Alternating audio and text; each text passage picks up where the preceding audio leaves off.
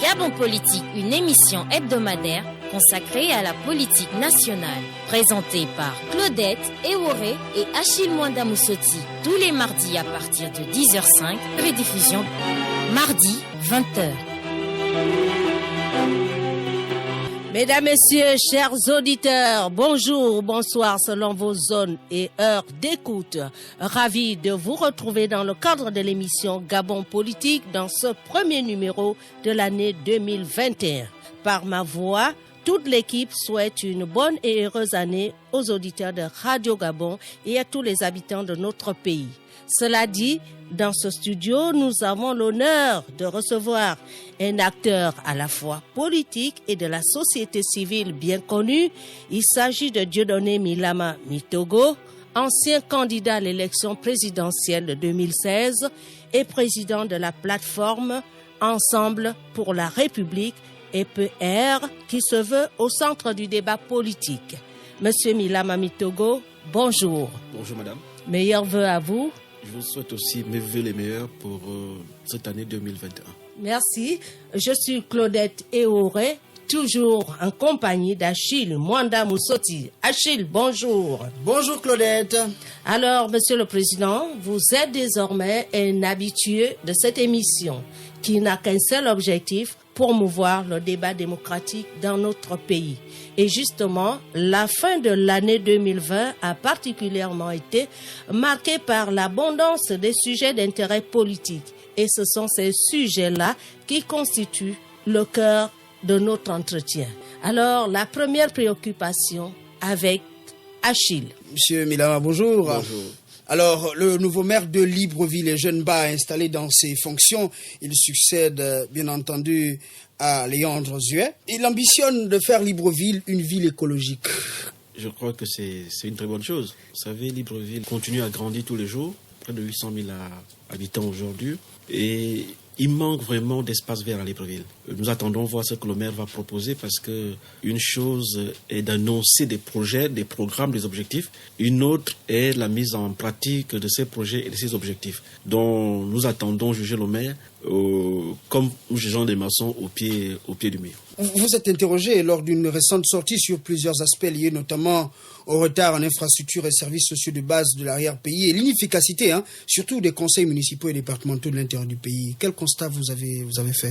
Vous savez, moi j'étais à Bitam la dernière fois et j'ai eu un entretien avec le président du conseil départemental. Quand vous prenez un département comme celui d'Untem avec 36 000 âmes, vous avez à peu près un budget de 30 millions de francs CFA. Pour 36 000 personnes, ça fait moins de 1 000 francs par habitant. Comment vous voulez développer l'arrière-pays avec un budget aussi modeste? Alors, nous avons regardé la question de la santé. À ce niveau, nous avons 14 dispensaires dans le département d'Untem.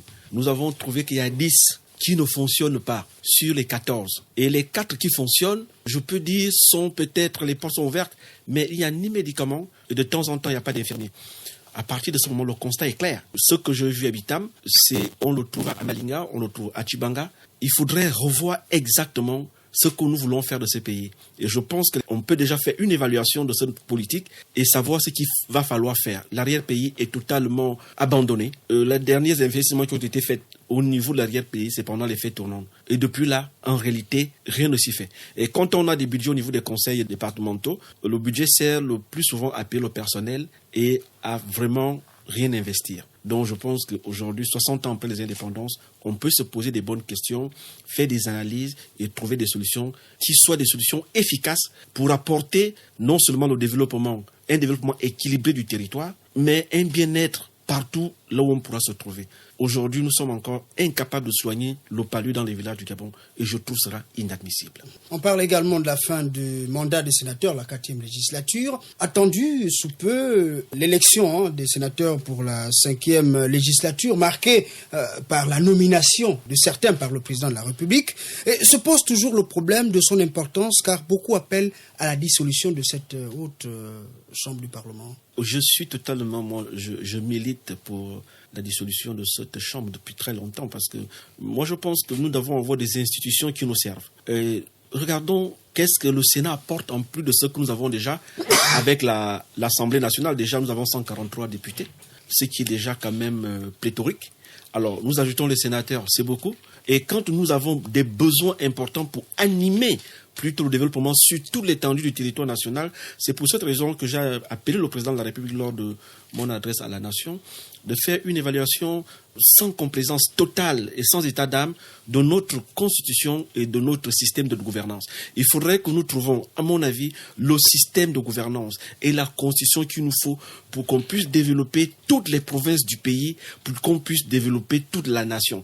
Nous devons arrêter le gaspillage parce que je pense qu'il y a des institutions aussi qui sont plutôt budgétivores et qui n'apportent rien, non seulement au niveau du développement du pays, ou encore au niveau du débat politique. Quand une voix est votée à l'Assemblée nationale, le plus souvent, le Sénat ne fait qu'enregistrer. Donc, je ne vois pas ce que le Sénat a apporté de plus à ce que nous avions déjà depuis 1991. Monsieur le Président, votre souhait, c'est la dissolution du Sénat. La dissolution. Mais cette proposition, cette volonté n'est pas à l'ordre du jour, puisqu'on parle d'un futur Sénat qui sera, on peut dire, un assemblage ou un mélange des sénateurs élus et nommés. Qu'en pensez-vous? Je suis déjà pour la dissolution du Sénat, dont la manière d'élire les députés, les sénateurs ou de les nommer m'importe très peu parce que je trouve que cette institution n'est pas une institution qui sert le pays.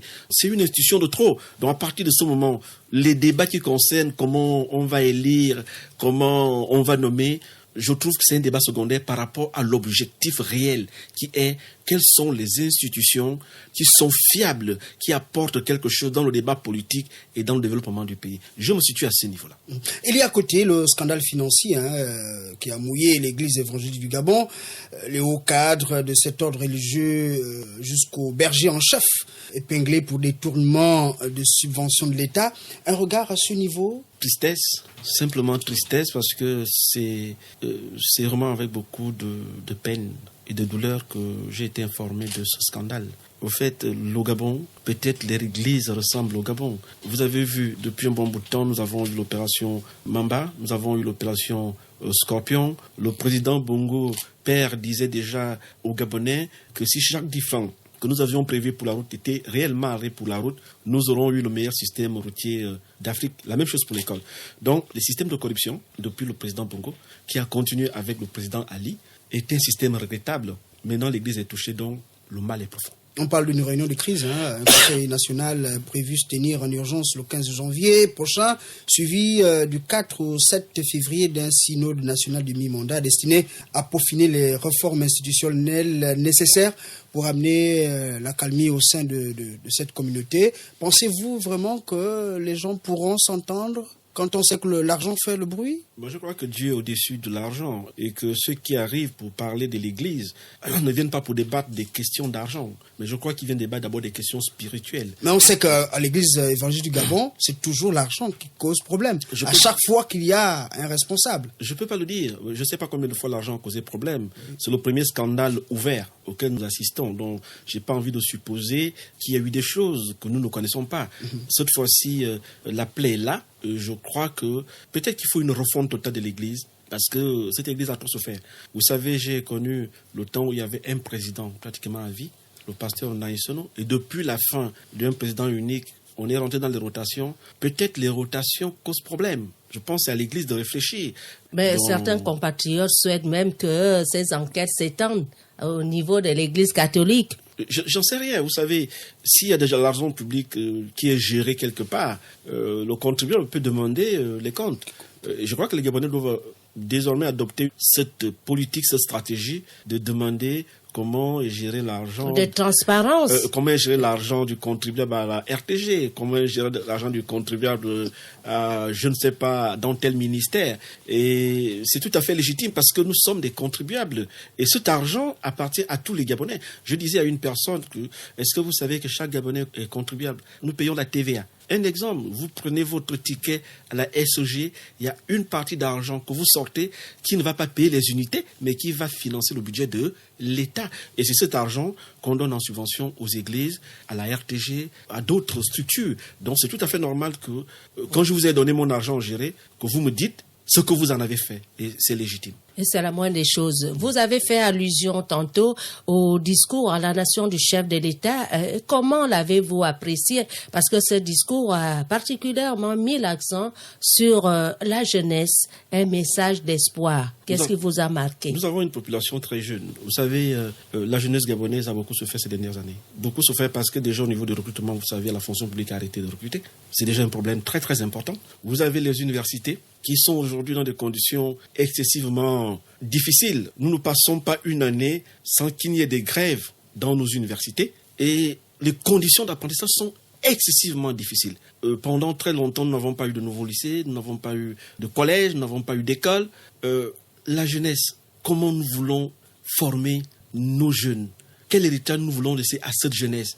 C'est tout un programme. Vous savez, si nous ne nous occupons pas de notre jeunesse convenablement, nous sommes en train d'ouvrir les frontières. Nous allons être dépassés parce que nous ne pourrons pas répondre aux attentes du temps et de la concurrence. Donc, j'encourage le président à ce qui est vraiment une véritable politique pour cette jeunesse. Le maire de Libreville parle d'une ville écologique. Les aires de jeu sont où? Il y a plein de choses à faire. L'école, il y avait les internats, le transport scolaire. Mais non, j'attends voir ce qu'on va mettre à l'intérieur de cette volonté de s'occuper de la jeunesse.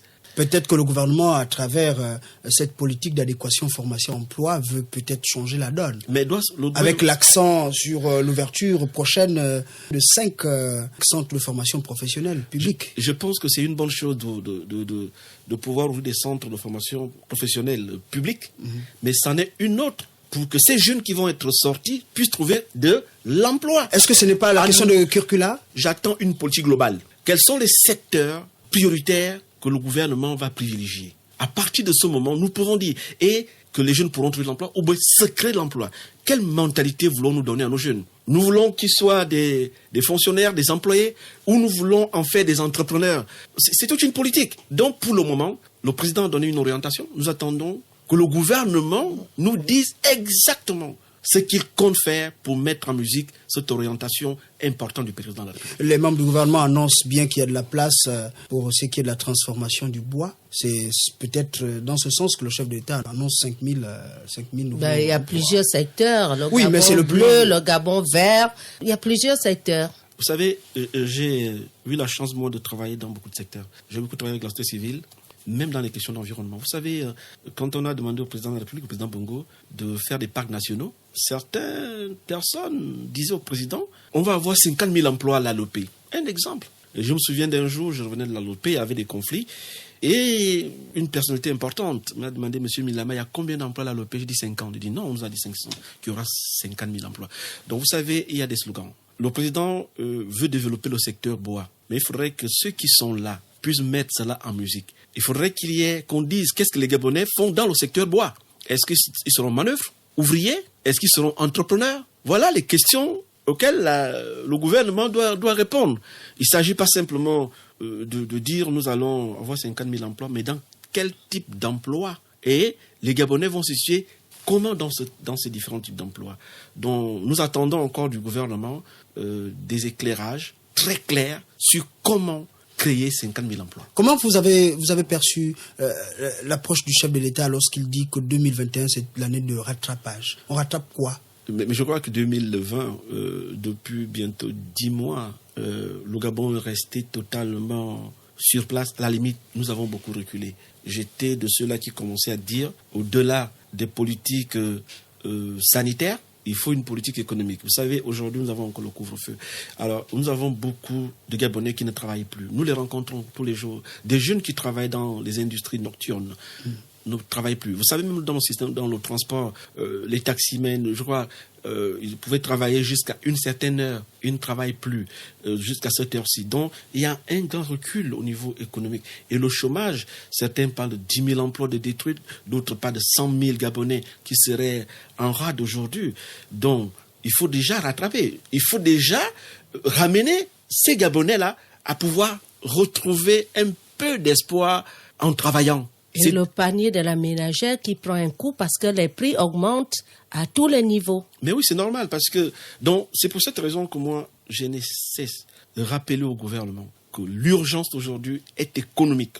Nous avons la chance ou la main de Dieu, nous avons échappé, ou bien Dieu nous a épargné des dégâts importants au niveau du coronavirus, mais je pense que nous avons eu beaucoup plus de dégâts au niveau économique qu'au niveau sanitaire. Maintenant, il est important qu'un plan de relance économique qui puisse toucher tous les Gabonais qui sont en difficulté soit présenté par le gouvernement. Est-ce que vous pouvez nous faire des propositions? Parce qu'on a vu lors de votre adresse, vous êtes intervenu en proposant des fortes propositions, semble-t-il. Moi, je dis depuis longtemps, et tout le monde le sait, que le Gabon est un pays béni de Dieu.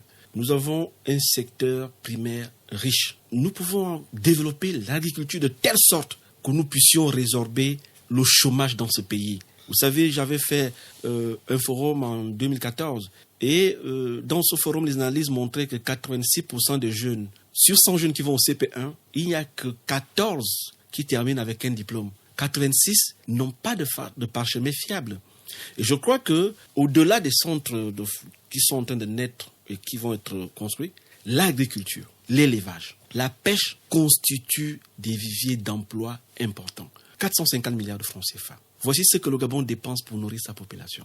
Alors, si nous pouvons ne fût-ce que rattraper 50 milliards ou 60 milliards, combien d'emplois cela peut nous créer? Avez-vous une stratégie pour motiver ces jeunes à s'intéresser à l'agriculture? Car nous voyons un peu dans des quartiers où les jeunes préfèrent rester dans l'oisiveté que de s'essayer dans ce secteur. Et je crois qu'il faut une agriculture plus agressive et qui produit beaucoup plus d'argent. Vous savez, déjà il y a un problème d'information. Les jeunes ne savent pas. Il faut l'agriculteur de papa et de maman qui a travaillé ou du grand-père. Mais quand les jeunes Gabonais vont voir un autre jeune Gabonais avec des VX et des canters parce qu'il a planté, parce qu'il a élevé, ou bien parce qu'il a pêché, ils iront. Il faudrait que le Gabon fabrique des champions dans le domaine de l'agriculture, dans le domaine de l'élevage, dans le domaine de la pêche. S'il n'y a pas de champions, s'il n'y a pas des exemples, il ne faut pas parler. Ici, moi j'ai aimé voir plusieurs jeunes qui sont arrivés à la presse parce qu'on avait des exemples. Paul Badinga Matiendi, moi j'aimais bien le voir. Je crois que certains voulaient s'identifier à cette personne. Et beaucoup de Gabonais, je les ai vus grandir aux côtés de Paul Badinga Matiendi, qui sont devenus directeurs généraux ici. Mais c'est parce qu'il y avait un homme qui a réussi. Si dans l'agriculture, si dans l'élevage, si dans la pêche, il faut des modèles. Des véritables modèles, des champions, à partir de ce moment-là, on peut dire, moi je veux devenir comme tel, ils viendront. Mais s'il n'y en a pas, ils verront que l'agriculture ne paye pas. Mais l'agriculture paye, l'élevage paye. Mais il faut une politique nationale pour la promotion de ce secteur, une politique agressive. Aujourd'hui, nous n'avons pas de banque agricole, nous n'avons pas de système de production de semences, nous n'avons pas de système d'encadrement des agriculteurs. Comment voulez-vous que les jeunes viennent dans un néant?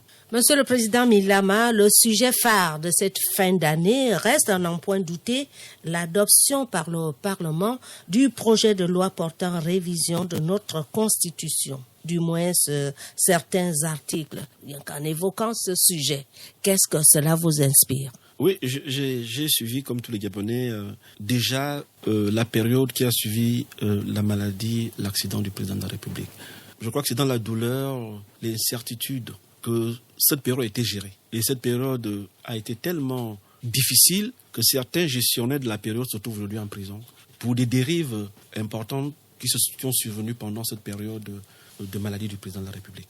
Et combien de débats? Quel type de débats nous n'avons pas eu? Combien de bricolages, de rattrapages? Parce que les conditions de gestion de l'intérim du président de la République en cas d'indisponibilité temporaire n'existaient pas dans notre Constitution. Je pense que le PDG, qui est majoritaire à l'Assemblée, a la légitimité de proposer une réforme constitutionnelle pour rattraper ce vide. Mais moi, je disais qu'il faut aller plus loin. Nos pays ont besoin de stabilité. Là, on a réglé la question de l'intérim temporaire. Nous avons eu en 2009, le président de la République, après le décès du président Bongo, on a dû avoir une élection anticipée. Et puis, moi, je crois qu'on doit aller plus loin. Et c'est pour cette raison que je me suis dit, on ne doit pas s'arrêter au milieu des mandats. Il faut une continuité constitutionnelle.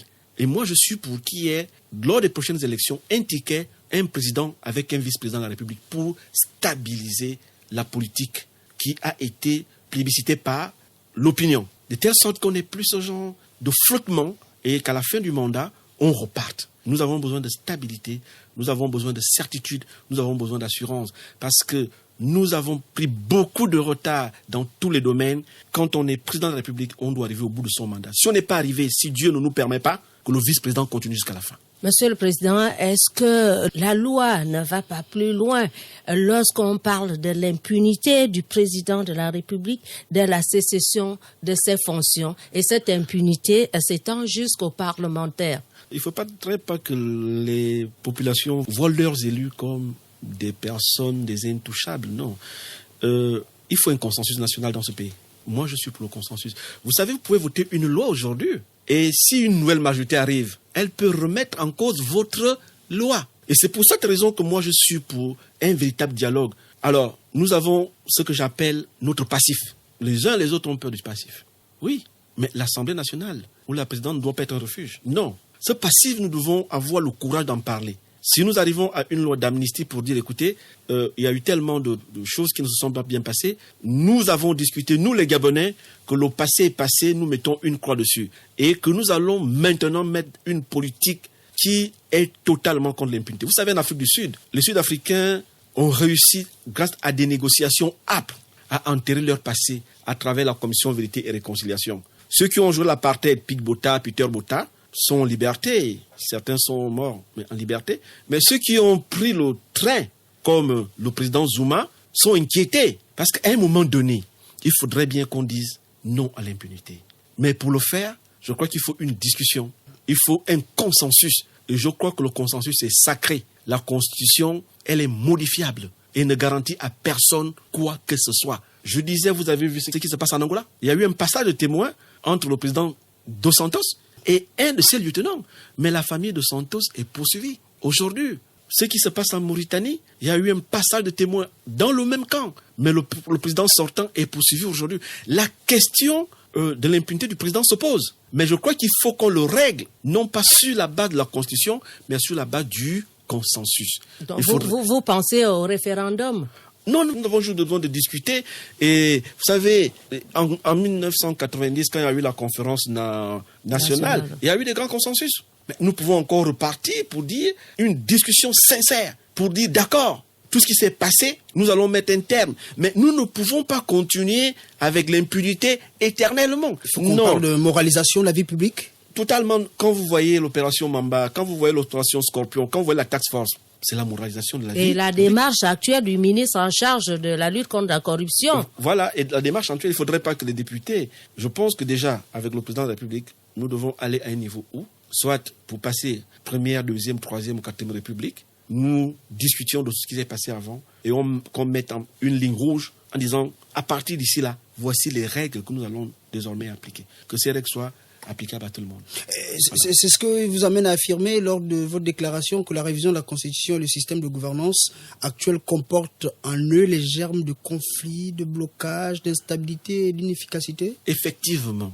Vous savez, je regarde un peu depuis très longtemps. Regardez la primature. Nous avons toujours eu des problèmes entre la présidence et la primature. Alors, les gens s'accusent. Ah, la présidence bloquerait la primature, ou bien la primature serait bloquée. Ou le gouvernement sera comaté avec le président Mahar Bongo Niba. Écoutez, moi je pense aujourd'hui que ma proposition est claire. Le poste de Premier ministre doit être totalement supprimé. Et laisser le président diriger le gouvernement. Comme ça se passe au Tchad aujourd'hui? Voilà, vous avez vu ce qui s'est passé au Sénégal aussi? Joe Biden dirige son gouvernement. Au fait, je pense que nous devons aller plus loin dans l'efficacité. C'est pour ça que je dis, imaginons un seul instant qu'en 2023, l'opposition gagne les législatives, devient majoritaire à l'Assemblée nationale. Et le président est du PDG. Vous imaginez comment ça peut se gérer? La cogestion. Alors, mais la cogestion n'a jamais marché. Au Niger, on a eu un coup d'État. Regardez ce qui se passe actuellement en RDC, où le président Tshisekedi a mis son ami Kolisti, entre guillemets, Kamere en prison. Où aujourd'hui, avec le président Kabila, on peut peut-être arriver aussi à autre chose. Voyez-vous comment c'est excessivement difficile. Même des grands pays comme la France n'arrivent pas à gérer la cohabitation. Vous pensez que c'est au Gabon que nous réussirons à gérer une cohabitation? On peut anticiper pour éviter que ça n'arrive. Et c'est pour ça que j'ai parlé de blocage. Mais l'Europe aussi peut s'inspirer de nous, pourquoi pas? Mais nous, en s'inspirant de nous... Dans les valeurs traditionnelles, on a cette façon de gérer les situations. Chacun sait au moins Où est sa place? Mais nous sommes incapables. Regardez ce qui se passe. Le Premier ministre Ndo Ossima a eu maille à partir avec la présidence de la République. Pas très loin de nous. C'est un problème d'homme. Mais c'est un problème d'homme, de mentalité. Il faut commencer d'abord par la clarification peut-être, la frontière entre la présidence et le gouvernement. Moi, je pense qu'il faut passer à l'essentiel. Un président meneur de jeu. C'est tout. Un président qui donne le top et qui pousse ses ministres à l'action. Pas d'intermédiaire entre les ministres et le président. Et un capitaine et ses coéquipiers, vous n'avez que le coach. Voilà.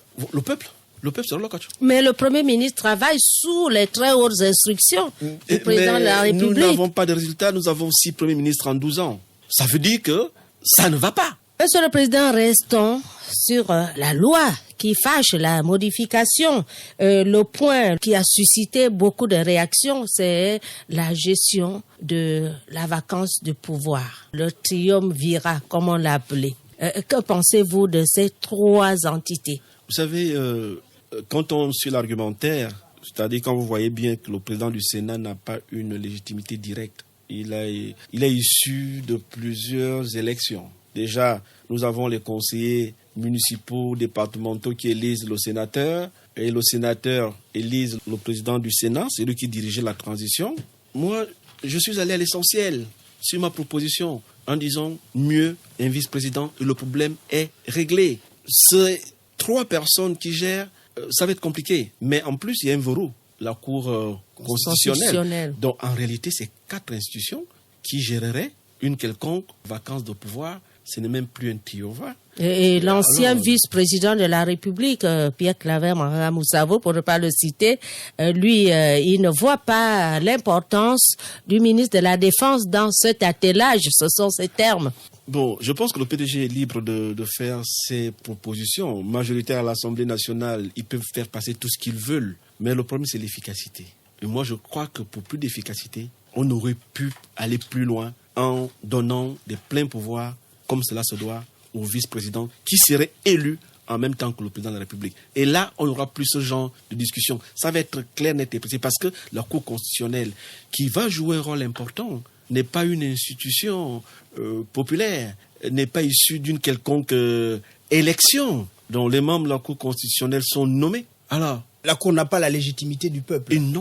La Cour n'a pas la légitimité du peuple gabonais, si nous devons parler. Or, dans le processus, le dernier verrou revient à la Cour constitutionnelle qui est largement au-dessus du triumvirat. Donc, moi, je pense qu'il y a matière à discussion. Ça dit quoi, que le problème demeure?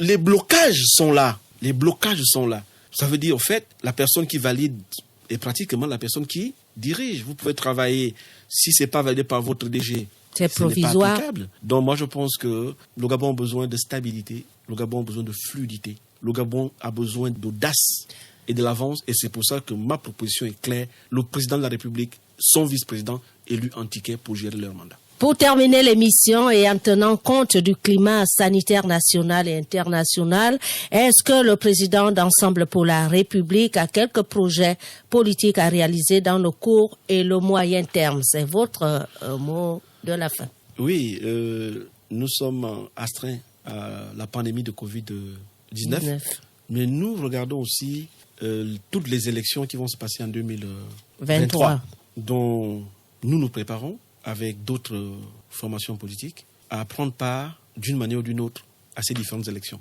Donc, à partir de 2021, nous allons nous mettre là-dedans pour qu'on puisse prendre part à ces différentes élections. Et c'est l'occasion pour moi de demander aux Gabonais. C'est vrai, dans les quartiers, dans les bars, même partout, nous critiquons. Mais cette année, l'Assemblée nationale nous a montré son importance. Dont le vote, vraiment, le droit de vote. Les Gabonais refusent de voter. Les Gabonais refusent de s'inscrire sur la liste électorale. Et les Gabonais sont spécialistes pour se plaindre après. Je pense qu'aujourd'hui, ils ont compris.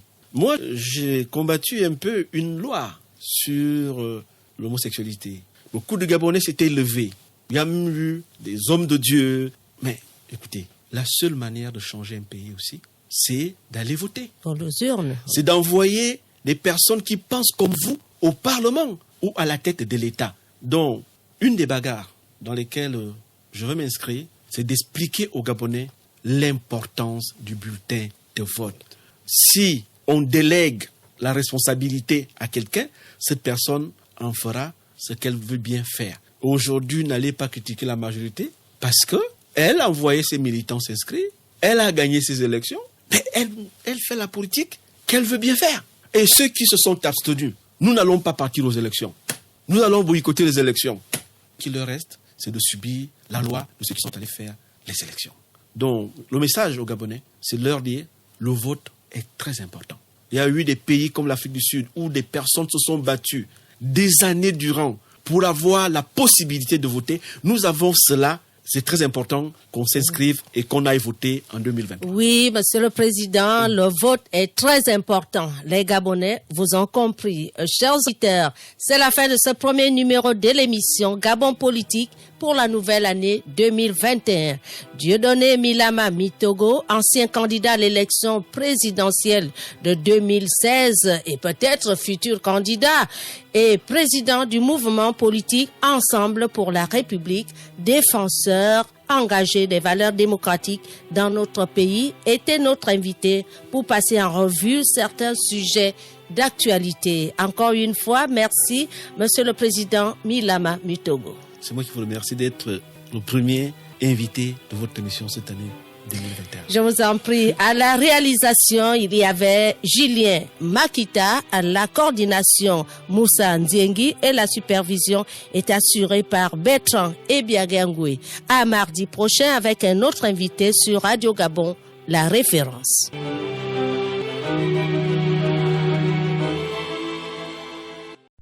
Vous êtes câblé sur Radio Gabon émettant de Libreville, 88.7, 96.5 FM. Où que vous soyez, nous sommes avec vous.